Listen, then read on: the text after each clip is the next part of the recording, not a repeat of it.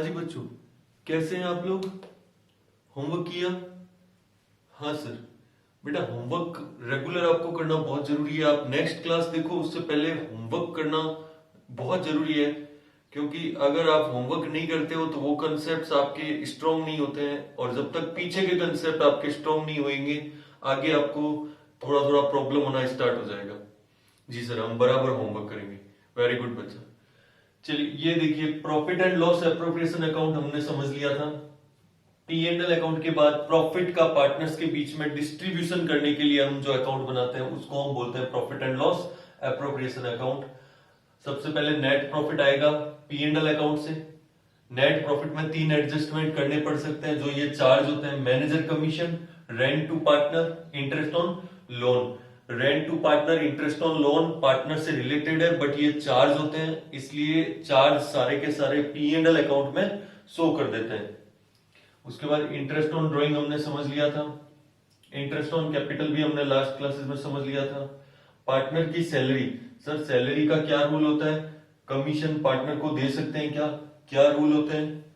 Reserve में transfer, और फिर प्रॉफिट का डिस्ट्रीब्यूशन। यानी कि आपको सर अगर पूछे कि बेटा profit and loss appropriation account बनाना आता है, तो आप कहोगे हाँ sir, profit and loss appropriation account तो बहुत अच्छे से आता है। बेटा profit and loss appropriation account आपको उस दिन एकदम अच्छे से आने लगेगा जब आपको उस अकाउंट के सारे आइटम्स का अच्छे से नॉलेज हो जाएगा। जैसे मैंने आपको आईओडी सिखा दिया, तो ये आपका ओके है। उसके बाद में इंटरेस्ट ऑन कैपिटल आईओसी सीख लिया हमने। सैलरी कमीशन में ज्यादा कुछ पॉइंट्स नहीं है, बट सैलरी कमीशन अगर आपको कैलकुलेशन नहीं करना आता है, इंटरेस्ट ऑन लोन के रूल आपको नहीं पता है, तो P and L appropriation account आप लोग नहीं बना पाएंगे। तो P and L appropriation account आपको कब अच्छे से कवर हो जाएगा? जब इसके सारे आइटम्स हमें अच्छे से पता होंगे। तो आज की क्लास में हम specially interest on partners loan, salary कैसे देना है पार्टनर को, कमीशन कैसे देना है, और फाइनली प्रॉफिट का डिस्ट्रीब्यूशन करने में एग्जामिनर आपको कैसे कैसे उलझा सकता है, कैसे कैसे वो पॉइंट्स डाल सकता है, उन सब पे आज की क्लास में हम डिस्कस करेंगे। तो आपका P and L appropriation account एकदम कंप्लीट हो जाएगा। तो सबसे पहले ये देख लेते हैं इंटरेस्ट ऑन लोन। जो पार्टनर ने फर्म को कैपिटल के अलावा लोन दे रखा है, उसके क्या रूल्स हैं? चलिए देखते हैं इंटरेस्ट ऑन लोन के क्या रूल्स हैं।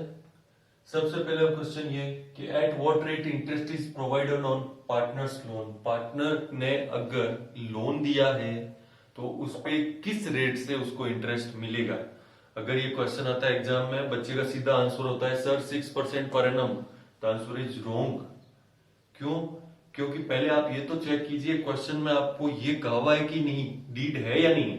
यानी कि अगर एग्रीमेंट है तो सारे काम किस तरह से होंगे? एग्रीमेंट हमेशा पहले एग्रीड। अगर वो कहते हैं कि डिस्प्यूट है, एक आदमी 10% मांग रहा है, एक 15% मांग रहा है, तो फिर पार्टनरशिप एक्ट लगेगा 6% पर एनम।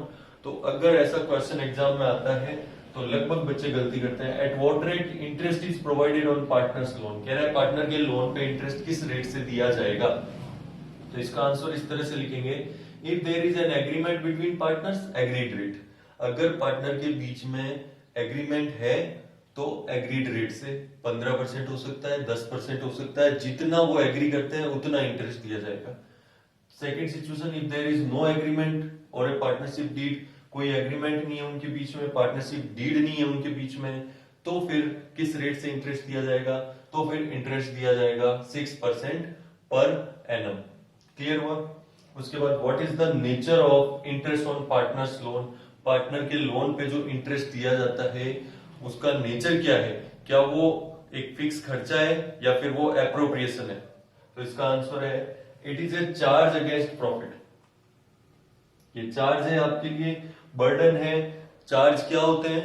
जो आपको हर हालत में चुकाने ही पड़ेंगे, भले ही आपको कुछ प्रॉफिट बचा या नहीं बचा, लेकिन चार्ज आपको चुकाना पड़ेगा। लॉस होने पे भी जिसको चुकाना पड़ेगा उसको हम कहते हैं चार्ज। तो इंटरेस्ट ऑन लोन क्या होगा? चार्ज अगेंस्ट प्रॉफिट होगा। That is interest on loan is to be allowed whether there are profits or not. अगर फर्म को प्रॉफिट होते हैं या नहीं होते हैं, लेकिन आपको पार्टनर को इंटरेस्ट देना ही पड़ेगा। पॉइंट क्लियर हुआ आपको? चलिए,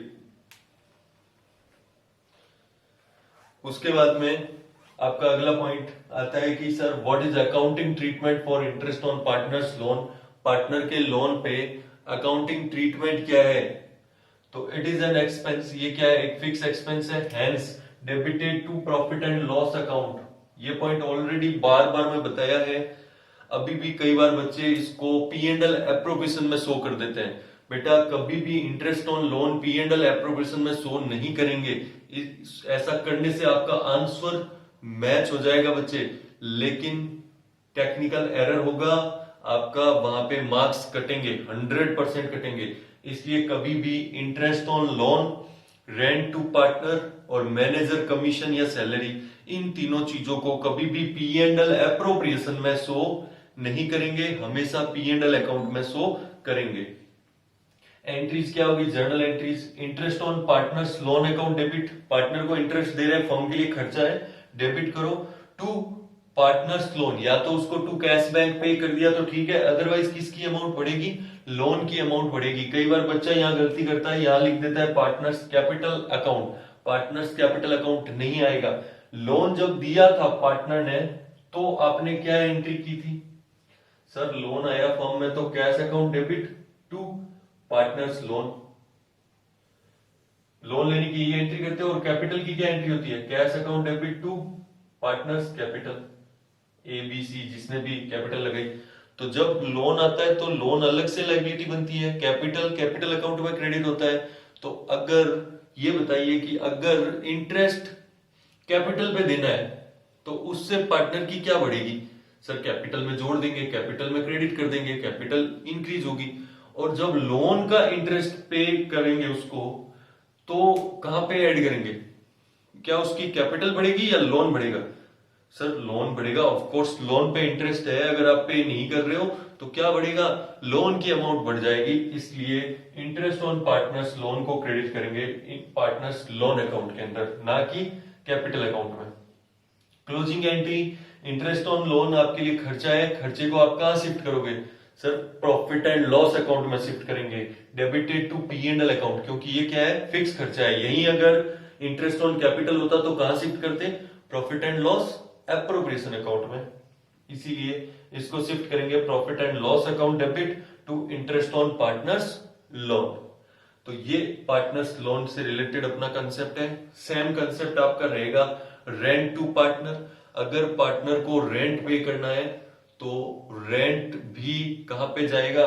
पी एंड एल अकाउंट के अंदर डेबिट होगा, पी एंड एल एप्रोप्रिएशन में कभी नहीं आएगा। क्लियर हुआ? चलिए अभी अपने सैलरी और कमीशन, पार्टनर को सैलरी और कमीशन कैसे देना है वो हम डिस्कस कर लेते हैं। हाँ, तो अगर पार्टनर को सैलरी या कमीशन देना है तो फिर क्या ट्रीटमेंट करेंगे? ये देखिए हम समझ लेते हैं। Salary and commission to a partner.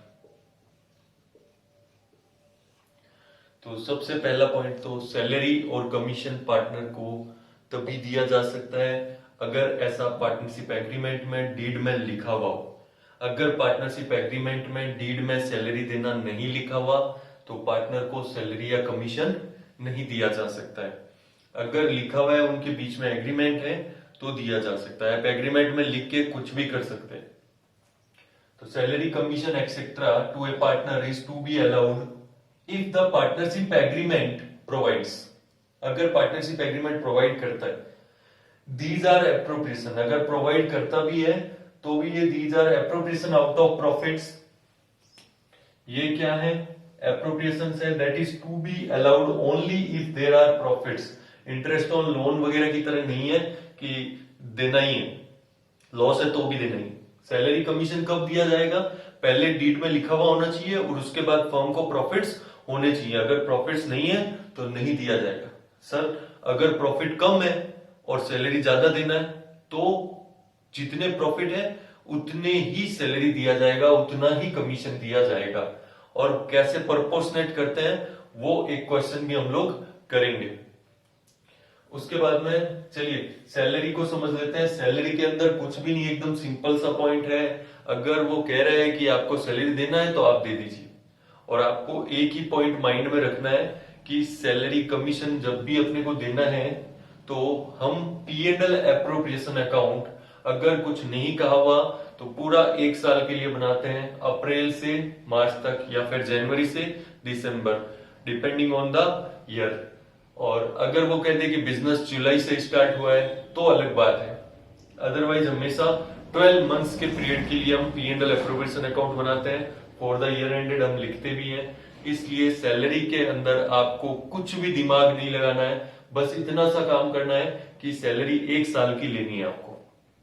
अगर लिखा हुआ है if monthly salary is given, अगर लिखा हुआ है कि partner Chintu is to be given 2000 per month, तो अपने को क्या करना है, उसको एनुअल करना है। 2000 इंटू 12 24,000 की सैलरी उसको दे देंगे। अगर लिखा हुआ है कि पर क्वार्टर क्वार्टरली सैलरी अगर देना है तो 4 से मल्टीप्लाई कर देंगे ताकि एनुअल हो जाए। अगर लिखा हुआ है ईयरली सैलरी एनुअल सैलरी तो फिर डायरेक्ट उसी को लिख देंगे, कुछ उसमें करने की जरूरत नहीं है। उसके बाद में एक कंफ्यूजन होता है इफ नथिंग गिवन, कुछ नहीं दिया हुआ। ऐसा एक बार क्वेश्चन आया था एग्जाम के अंदर कि एक पार्टनर है उसको 300 सैलरी मिलेगा, partner x will be allowed ₹300 salary. अब बच्चा कंफ्यूज, 300 रुपए सर, इसको मंथली मानूं कि क्वार्टरली मानूं कि एनुअल मानूं। और पता है कुछ बच्चों ने क्या किया, कुछ बच्चों ने कहा सर 300 रुपए सर साल की तो नहीं हो सकती। बेटा क्यों नहीं हो सकती, 300 रुपए सर, 300 रुपए में तो कुछ नहीं होता है। तो बच्चों ने 300 रुपए क्या मान लिया, मंथली। बेटा अमाउंट से अपने को कोई मतलब नहीं है। 300 रुपए अगर सैलरी लिखा हुआ है, मंथली क्वार्टरली पर एनम कुछ नहीं लिखा हुआ है, नथिंग इज गिवन, केवल 300 लिखा हुआ है। एज्यूम्ड, बहुत अच्छे से नोट कर लीजिए इस पॉइंट को, यही पॉइंट्स होते हैं जहां बच्चे गलतियां करते हैं। एज्यूम्ड एज ईयरली, भले ही कम ज्यादा कुछ भी है, दिल नहीं लगाना। 300 रुपए में सर मंथली होना चाहिए, ईयरली में 300 का क्या मतलब होगा। बेटा 300 रुपए अगर दिया हुआ है, कुछ नहीं कहा हुआ, तो 300 रुपए को ईयरली सैलरी ही माना जाएगा। Point is clear. हाँ सर, तो सैलरी में तो सर फिर कुछ करना ही नहीं है। बेटा कुछ नहीं करना है, सैलरी के अंदर आपको खाली एक साल की जो सैलरी होती है उसको लिख देंगे। पर ये ध्यान रखना, अगर 3 महीने 6 महीने ही काम हुआ है, पार्टनरशिप फॉर्म जुलाई में स्टार्ट हुई है, तो जुलाई से मार्च तक 9 ही महीने होते हैं, इसलिए 9 से मल्टीप्लाई करेंगे मंथली को, क्वार्टरली में 3 से मल्टीप्लाई करेंगे। अगर ईयर बीच में बिजनेस बीच में स्टार्ट हो रहा है तो उस चीज का ध्यान हम रख लेंगे, कोई दिक्कत नहीं है। तो ये इतना सा फंडा है सैलरी में, और कोई रूल नहीं। उसके बाद कमीशन, सर एक कमीशन जो manager commission last year calculate किए थे, हाँ बेटा वही मैनेजर कमीशन की तरह ही पार्टनर का कमीशन कैलकुलेट करते हैं। यहाँ पे मैनेजर कमीशन किस पे निकालते हैं, नेट प्रॉफिट पे। मैनेजर कमीशन कैलकुलेट करता है नेट प्रॉफिट पे, लेकिन पार्टनर का कमीशन कैलकुलेट होगा डिस्ट्रीब्यूटेबल प्रॉफिट पे। सर ये डिस्ट्रीब्यूटेबल प्रॉफिट क्या होता है, बेटा जो P&L एप्रोप्रिएशन में जो चार्जेस वगैरह घट करके जो प्रॉफिट बचता है उसको हम डिस्ट्रीब्यूटेबल प्रॉफिट बोलते हैं। तो देखना, कमीशन में be allowed as a percentage of net profit. Net profit ये डिस्ट्रीब्यूटेबल प्रॉफिट ही है, मैंने वापस नेट प्रॉफिट वर्ड यूज किया है। Before charging such commission or after charging such commission, यानी एक तो बिफोर कमीशन खुद घटने से पहले और एक कमीशन घटने के बाद वाले प्रॉफिट पे देना है, तो कोई दिक्कत नहीं है। अगर कमीशन घटने से पहले के प्रॉफिट पे देना है, बिफोर वाले पे, तो कमीशन बराबर नेट प्रॉफिट बिफोर कमीशन, या नेट प्रॉफिट की जगह अल्टरनेट में मैं लिख देता हूं डिस्ट्रीब्यूटेबल प्रॉफिट्स। तो distributable profits into before commission into rate upon 100, और अगर आफ्टर चार्जिंग पे देना है तो distributable profits into rate upon 100 plus rate, यानी कि कमीशन घटने से पहले तक देना है तो रेट अपॉन 100, और आफ्टर वाले पे देना है तो रेट अपॉन 100 प्लस रेट, यानी 10% है तो 10/110 110। और इसका लॉजिक आपको क्लियर है, 11th में समझा हुआ है, वही मैनेजर कमीशन की तरह। अगर आपको परसेंटेज आफ्टर वाले पे निकालना है लेकिन अवेलेबल आपके पास बिफोर वाला प्रॉफिट है, तो आफ्टर वाले को 100 एज्यूम करेंगे, बिफोर वाला वो 110 हो गया क्रॉस मल्टीप्लाई करके। आपके पास आ जाएगा ये। क्लियर है? चलिए, लॉजिक इसका जब क्वेश्चन हम सॉल्व करेंगे तो मैं आपको इसका लॉजिक भी एक बार बता दूंगा। 11th का मुझे लगता है आपको याद होगा। अगर कोई भूल गया है तो कोई दिक्कत नहीं है, एक क्वेश्चन हम करने वाले हैं जिसके अंदर ये सैलरी, कमीशन और सारी चीजें ओवरऑल कवर होने वाली है। बहुत ध्यान से देखिए, एक टेक्निकल क्वेश्चन, ये क्वेश्चन को अच्छे से पहले रीड कीजिए। चलिए क्वेश्चन रीड करते हैं। A B are partner having capital 3 lakh and 2 lakh respectively. Current accounts balances on 1 April 2019। A का 20,000 रुपए क्रेडिट, बी का 10,000 रुपए क्रेडिट। करंट अकाउंट के और कैपिटल अकाउंट दोनों के बैलेंस दिए हुए हैं, कोई दिक्कत नहीं है। जब कैपिटल अकाउंट बनाएंगे तो कैपिटल के बैलेंस आ जाएंगे, करंट अकाउंट में करंट अकाउंट के बैलेंस लिख देंगे। उसके बाद लिखा हुआ है देयर डीड प्रोवाइड्स। डीड में क्या प्रोविजंस लिखे हुए हैं? डीड में लिखा हुआ है पहला कि ए withdrew 5,000 per quarter at the end of each quarter. A 5,000 रुपए हर क्वार्टर में एंड में निकालेगा। बी 2,500 रुपए per month first day of every month निकालेगा। उसके बाद लिखा हुआ है इंटरेस्ट ऑन कैपिटल देना है 5% per annum. Interest on drawing is to be charge at the rate 6%। B is entitled to a salary of 25,000। 25,000 लिखा हुआ है पर एनम, पर मंथ कुछ नहीं है तो क्या मान लेंगे? ईयरली मान लेंगे। A is entitled for a commission at the rate 10% on net profits after charging B salary. B की सैलरी चार्ज करने के बाद में, इंटरेस्ट ऑन कैपिटल चार्ज करने के बाद में, एंड हिज ऑन कमीशन, और उसका खुद का कमीशन भी चार्ज करने के बाद में। यानी कि जैसा जैसा वो बोलेगा वैसा वैसा अपने करते जाएंगे। On the first ₹50,000 divisible as profit in any year, A is entitled to 70% and B 30%। यानी कि पहले 50,000 रुपए का अगर प्रॉफिट होता है तो उसको 70-30 के रेशियो में बांटा जाएगा। Annual profits in excess of 50,000 और 50 से ऊपर के जितने भी प्रॉफिट होंगे उनको इक्वली डिस्ट्रीब्यूट किया जाएगा। और प्रॉफिट ड्यूरिंग द ईयर है अपने को दे रखा है 2,70,000 रुपए, और कहा है you are required to prepare profit and loss appropriation account and partners accounts. Partner के अकाउंट्स बनाने हैं तो capital account, current account. Capital account में कुछ ट्रांजेक्शन होगा नहीं, करंट अकाउंट में। चलिए बेटा देखो स्टार्ट करते हैं question. P and L appropriation account में आपको बनवा देता हूं, तो अच्छे से देखना बेटा। इसके अंदर अपने मेनली ये देख रहे हैं, एकदम कंप्लीट क्वेश्चन हम कर रहे हैं ताकि सारे पॉइंट्स एक साथ हम कैसे ट्रीट करते हैं वो समझ सकें, और एक कमीशन की कैलकुलेशन हम समझने वाले हैं। तो ये मैं बना रहा हूं profit and loss appropriation account.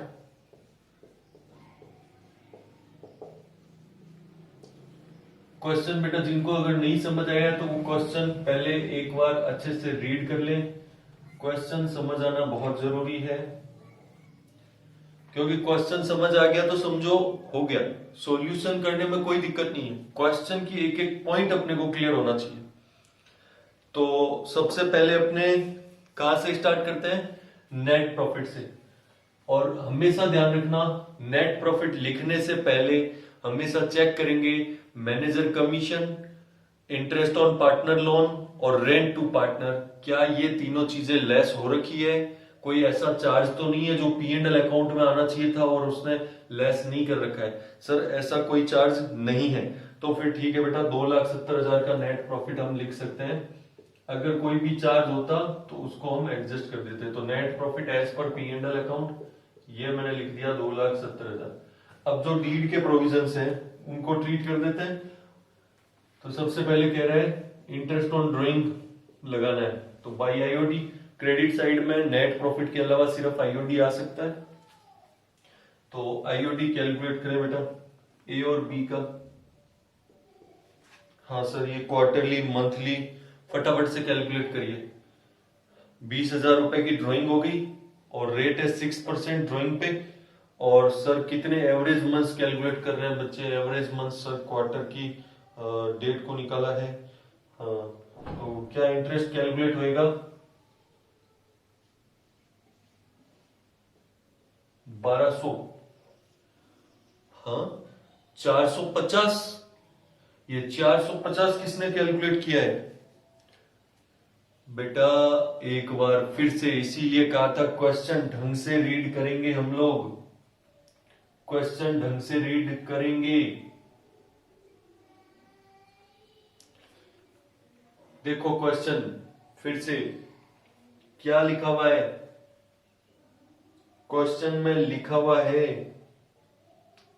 कि 6% पर एनम कहां पे है, और जब पर एनम नहीं हो, सिर्फ 6% हो, तो फिर इंटरेस्ट बिना मंथ कैलकुलेट किए पूरे जब भी पैसे निकालेगा 6% इंटरेस्ट लगना है। इसलिए टोटल किया 20,000, 20,000 का 6% 1200, और 2500 रुपए अगर मंथली निकालता है तो 2500 इंटू 12 3,000, 3,000 का 6% 1800। ये आपका इंटरेस्ट आ गया 3,000। क्लियर है? और उसके बाद में देखिए फिर क्या कह रहा है, फिर कह रहा है कि इंटरेस्ट ऑन कैपिटल, चलो आईओसी दे देते हैं 5% पर एनम है।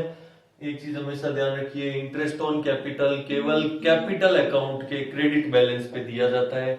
अगर कैपिटल अकाउंट का डेबिट बैलेंस है तो इंटरेस्ट ऑन कैपिटल नहीं दिया जाएगा, ना ही उससे रिवर्स लिया जाएगा, और करंट अकाउंट पे कभी भी आईओसी नहीं लगता है। तो ए का 3 लाख का 5% 15,000, बी का 2 लाख का 5% 10,000, तो आईओसी आपका हो गया टोटल मिला के 25,000। उसके बाद में कह रहे हैं कि बी को सैलरी देना है 25,000 टू सैलरी टू बी। 25,000 कुछ नहीं का हुआ, पर एनम मान लेंगे इसको, ईयरली सीधा लिखेंगे। और फिर सारी पॉइंट्स डिस्कस हो गए। फिर कह रहे हैं कमीशन देना है ए को, तो टू कमीशन टू ए। और यहाँ पे ये समझने वाला पॉइंट है बेटा, यहां ध्यान देंगे, कमीशन के कई तरह के रूप हो सकते हैं, कई तरह के हिसाब से ये कमीशन कैलकुलेट करना पड़ सकता है। जैसा जैसा क्वेश्चन बोलेगा वैसे वैसे कैलकुलेट करना पड़ेगा, और बहुत सारे क्वेश्चंस आप प्रैक्टिस करोगे तब आपको समझ आएगा कि किस किस तरह से पूछा जा सकता है। ये एक तरह से मैं कमीशन अभी समझा रहा हूं, लेकिन और कैसे कैसे आ सकता है वो भी मैं साथ में बता के चलता हूं। एक तो सबसे आसान बेटा ये आ सकता है कि 2,70,000 रुपए सीधा नेट प्रॉफिट है, नेट प्रॉफिट पे 10% कमीशन, तो 270 पे 10% सीधा दे देंगे बिना कोई दिक्कत की। उसके बाद वो कह सकता है कि नेट प्रॉफिट में से after charging IOC interest on capital charge कर लो, उसके बाद 10%, तो 270 माइनस 25,000 जितना बचे उस पे 10%। फिर वो कह सकता है कि after charging IOC and salary, तो फिर ये दोनों घटा देंगे, 270 माइनस ये दोनों, उस पे 10%, 10/100 सीधा दे देंगे। फिर अभी इसमें क्या बोला है उसने, कह रहे A is entitled for a commission at the rate 10% on net profits after charging B's salary, after charging B's salary. यानी कि ये अगर मैं इसकी कैलकुलेशन करूं तो 2,70,000 माइनस बी की सैलरी 25,000। फिर और क्या कह रहा है, एंड इंटरेस्ट ऑन कैपिटल भी चार्ज कर दो, तो इंटरेस्ट ऑन कैपिटल भी 25,000, ये भी मैंने लेस कर दिया, तो प्रॉफिट आपका बच रहा है 2,20,000। फिर कह रहे हैं एंड इज ओन कमीशन, ये जो कमीशन कैलकुलेट कर रहे हैं इसको भी लेस कर दो, तो ये लेस हम कर नहीं सकते, आफ्टर वाली सिचुएशन बन गई। आफ्टर वाली सिचुएशन बनती है तो हम क्या करते हैं 10/110, तो ये 2,20,000 का 10/110, तो कमीशन आ गया 20,000। यानी समझ आया, आपको 270 पे कमीशन कैलकुलेट करने का बोल सकता था, खाली आईओसी लेस करवा सकता था, सिर्फ सैलरी लेस करवा सकता था, और इसने आईओसी सैलरी और ये सब चीजें लेस करवा के कमीशन कैलकुलेट करवाया है। तो तरह तरह से ये पूछ सकता है। बस एक चीज इंपॉर्टेंट है कि जब ये खुद कमीशन भी आफ्टर चार्जिंग बोले तो रेट अपॉन 100 प्लस रेट लगेगा, अगर ये कमीशन घटने से पहले पे देना है तो रेट अपॉन 100 लगेगा। ये दो इंपॉर्टेंट पॉइंट मैंने बताए थे, बाकी तो क्वेश्चन कैसे कैसे बोल रहा है। और अगर वो बोल दे डिस्ट्रीब्यूटेबल प्रॉफिट्स के ऊपर निकालना है, जो प्रॉफिट पार्टनर में ये घट के बंटने वाले प्रॉफिट्स हैं उसके ऊपर अगर निकालना है, तो फिर क्या होगा, 270 में आईओडी ऐड करेंगे, ये जितने भी इधर चार्जेस हैं खर्चे हैं वो सारे लेस करेंगे, और जो बचेगा उस पे भी रेट अपॉन 100 प्लस रेट करके कमीशन कैलकुलेट करेंगे। चलिए, तो कमीशन कैलकुलेट हो गया, अभी सारे डीड के प्रोविजन हो गए, अब खाली प्रॉफिट बांटना बचा है। तो देखिए इसकी टोटल करते हैं, 2,73,000, इधर की टोटल अपने हो गई 273। प्रॉफिट कितना बच रहा है सर? ये 70,000 लेस हो जाएगा, तो ये बेटा बच गया 2,03,000। 2,03,000 को यहां कर देंगे to profit transferred to partners. Partner है अपने दो, ए को कितना मिलेगा, बी को कितना मिलेगा। ये प्रॉफिट भी कैसे बांटा जाएगा, डीड में इन्होंने कुछ अलग ही प्रोविजन लिख रखा है, तो उसके अकॉर्डिंग देख लेते हैं कि क्या होगा। तो वर्किंग नोट में डिस्ट्रीब्यूशन ऑफ प्रॉफिट्स, कोई दिक्कत नहीं है, वो तरह तरह से बोल सकता है कि फर्स्ट इतने प्रॉफिट को ऐसे बांटो, फिर ऐसे बांटो, फिर ऐसे बांटो। तो अगर ऐसा बोला हुआ है तो कोई समस्या नहीं होनी है अपने को।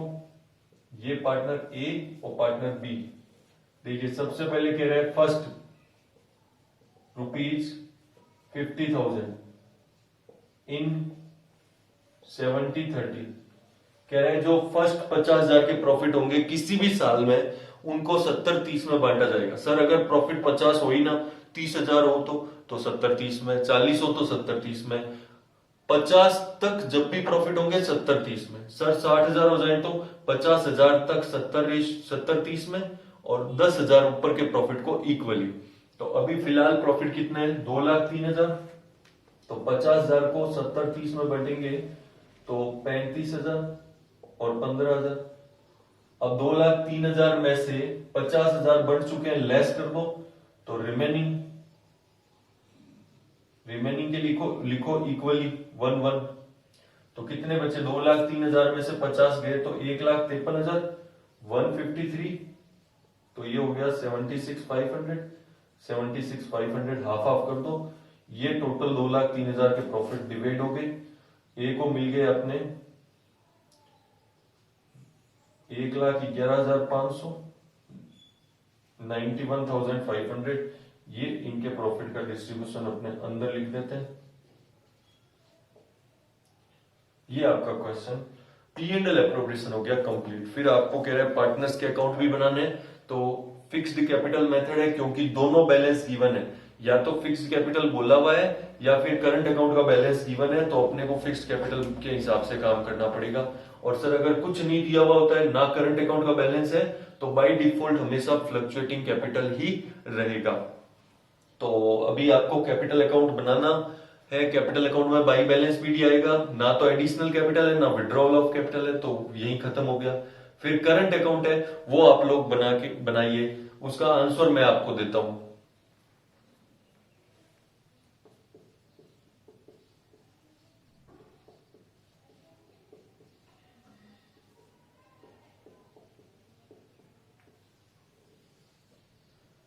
ये लो बेटा, ये करंट अकाउंट के आंसर्स है।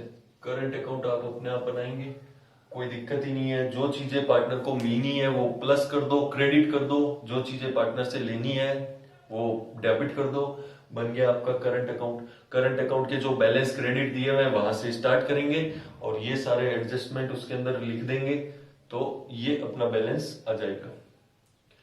तो ये था प्रॉफिट एंड लॉस एप्रोप्रिएशन। आज की क्लास में हमने profit and loss appropriation account complete कर लिया, जितने भी इसके प्रोविजंस थे।